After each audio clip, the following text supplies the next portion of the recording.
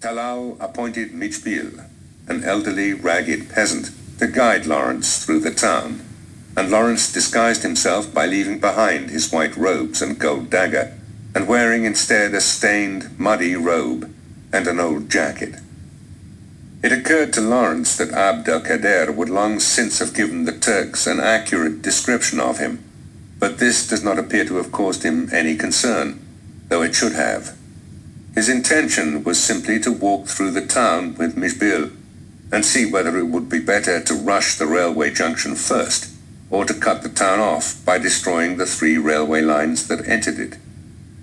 They made a lame and draggled pair as they sauntered barefoot in the mud toward Daraa, following the Palestine railway line past the fenced-in aerodrome, where there was a Turkish troop encampment and a few hangars containing German Albatross aircraft. After a brief altercation with a Syrian soldier who wanted to desert, Lawrence was grabbed roughly by a Turkish sergeant who said, "The Bey wants you," and dragged him through the fence into a compound where a fleshy Turkish officer sat and asked him his name. "Ahmed ibn Bagar," Lawrence replied, explaining that he was Circassian. "A deserter?" the officer asked. Lawrence explained that Circassians had no military service. He then turned around and stared at me curiously and said very slowly, "You are a liar. Keep him, Hassan Joish. Tell the Bey sends for him." Lawrence was led to the guardroom, told to wash himself and made to wait. With his fair complexion, blonde hair and blue eyes, he might, of course, have been a Circassian, and it was no doubt his boyish appearance and size that had attracted unwelcome attention. He himself had always admitted that he could not pass as an Arab, but now his life depended on whether he could pass as a Circassian. He was told that he might be released tomorrow if he fulfilled all the Bey's pleasure this evening, which can have left him in little doubt about what was in store for him. Lawrence had the impression that the Bey was Hajim, actually Hakim Bey, the governor of Daraa, but he could have been mistaken. The garrison commander at Daraa was Bimbashi, Major Ismail Bey, and the militia commander Ali Risa Bey. It seems unlikely that the governor of Daraa would have lodged in a military compound next to the airfield and the railway yard, and in Turkish the title Bey had long since lost its original significance of chieftain and become a widespread honorific roughly equivalent to the use of esquire instead of Mr. in Britain, i.e. a member of the educated professional officer or senior civil servant class, a step above Effendi and a couple of steps below Pasha. That evening, Lawrence was taken upstairs to the bedroom of the Bey, a bulky man sitting on his bed in a nightgown, trembling and sweating as though with fever.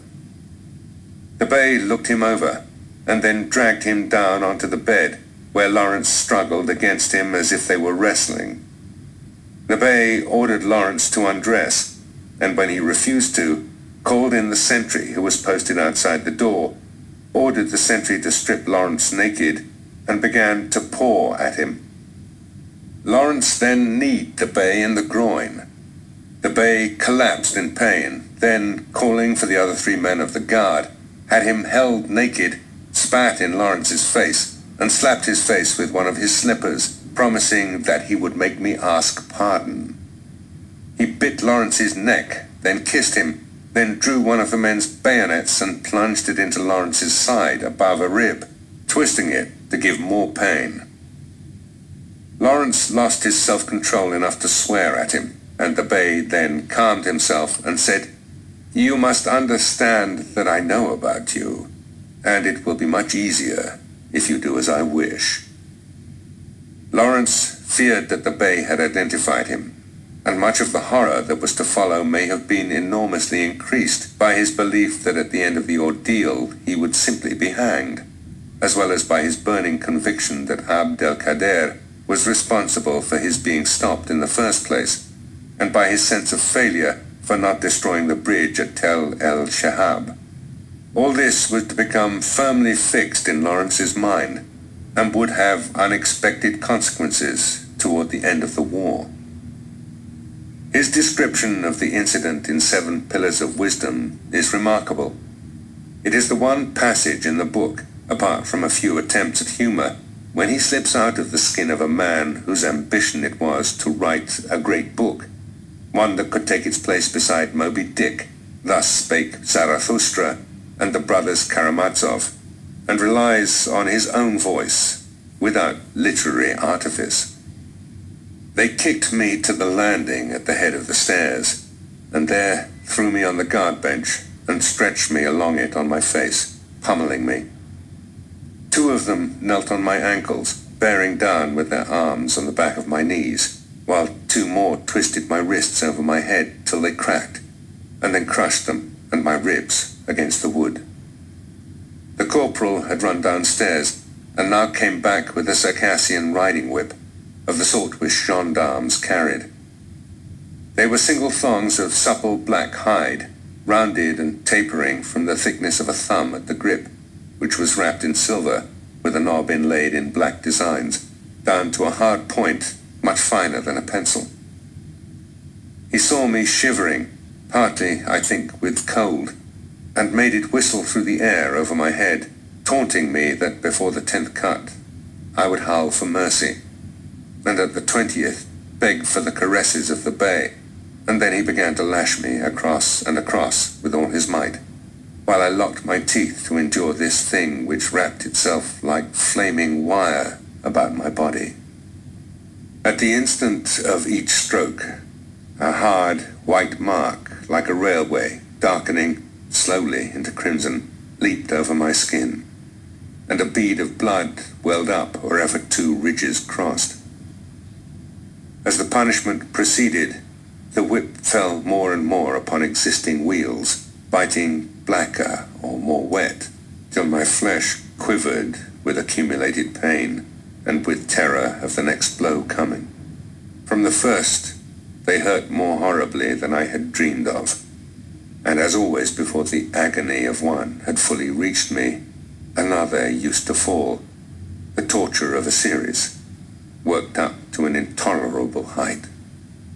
To keep my mind in control, I numbered the blows, but after 20 lost count, and could feel only the shapeless weight of pain, not tearing claws for which I was prepared, but a gradual cracking apart of all my being by some too great force, whose waves rolled up my spine till they were pent within my brain, and there clashed terribly together. Somewhere in the place was a cheap clock, ticking loudly, and it troubled me that their beating was not in its time. I writhed and twisted involuntarily, but was held so tightly that my struggles were quite useless. The men were very deliberate, giving me so many and then taking an interval during which they would squabble for the next turn, ease themselves, play a little with me, and pull my head round to see their work. This was repeated time and again for what may have been no more than 10 minutes. They had soon conquered my determination not to cry, but so long as my will could rule my lips, I used only Arabic, and before the end, a merciful bodily sickness came over me and choked my utterance. At last, when I was completely broken, they seemed satisfied. Somehow I found myself off the bench, lying on my back on the dirty floor, where I snuggled down, dazed, panting for breath, but vaguely comfortable. I had strung myself to learn all pain until I died, and no longer an actor, but a spectator, cared not how much my body jerked and squealed in its sufferings, yet I knew or imagined what passed about me. I remembered the corporal kicking me with his nailed boot to get me up, and this was true, for next day my left side was yellow and lacerated, and a damaged rib made each breath stab me sharply. I remembered smiling idly at him, for a delicious warmth, probably sexual, was swelling through me. And then that he flung up his arm and hacked with the full length of his whip into my groin. This jerked me half over, screaming, or rather trying impotently to scream, only shuddering through my open mouth. Someone giggled with amusement, but another cried, "Shame, you've killed him." A second slash followed. A roaring was in my head and my eyes went black, while within me the core of my life seemed to be heaving slowly up through the rending nerves, expelled from its body by this last and indescribable pang. By the bruises, perhaps they beat me further. But I next knew that I was being dragged about by two men, each disputing over a leg as though to split me apart, while a third astride my back rode me like a horse. Then Hajim called. They splashed water in my face, lifted me to my feet and bore me, retching and sobbing for mercy between them, to his bedside.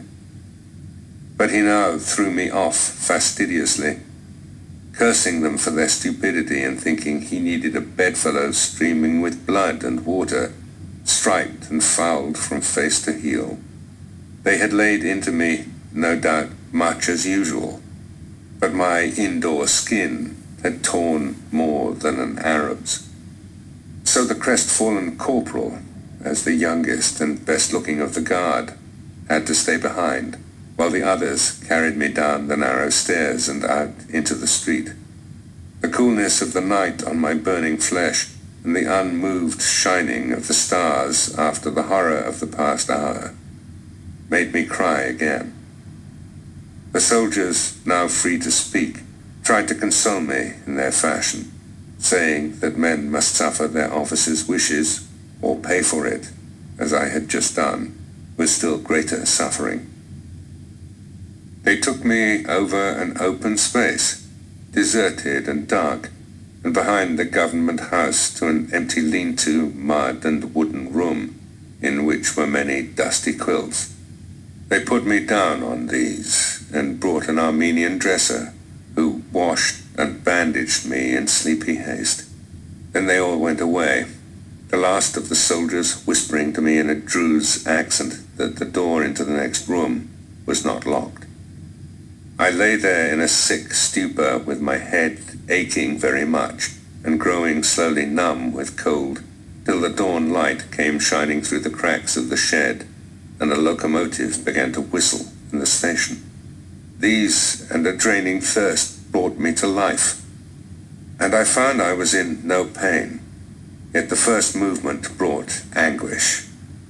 But I struggled to my feet and rocked unsteadily for a moment, wondering that it was not all a dream, and myself back 5 years ago in the hospital at Kalfati, where something of the sort had happened to me. The next room was a dispensary, and on its door hung a suit of shoddy clothes.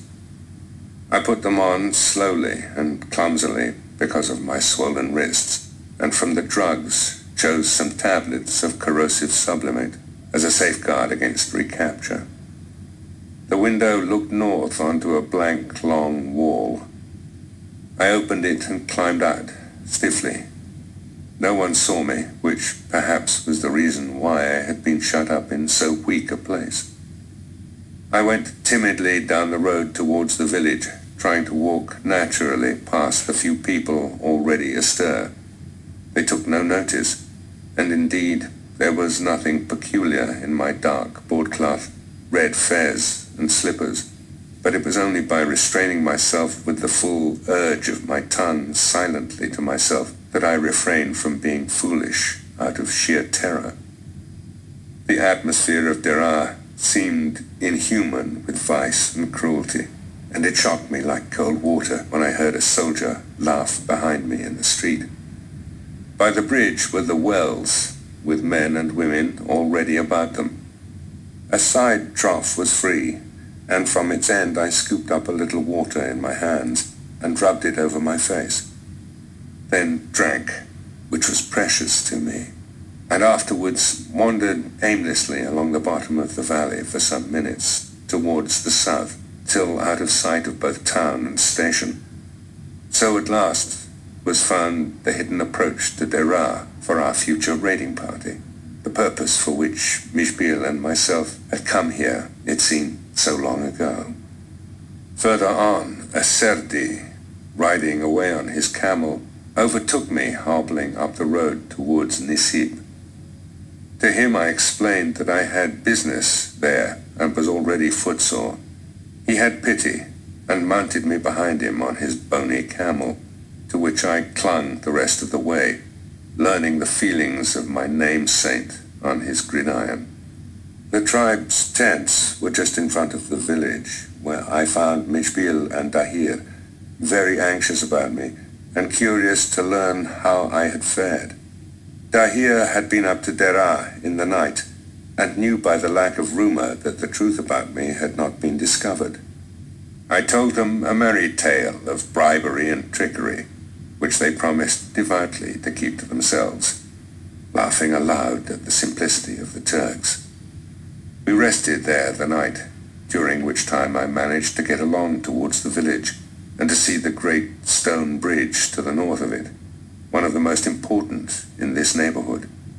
Then we took horse and rode very gently and carefully towards Azraq, without incident, except that on the Gian El Kuna, a raiding party of Wulad Ali let us and our horses go unplundered when they heard who I was.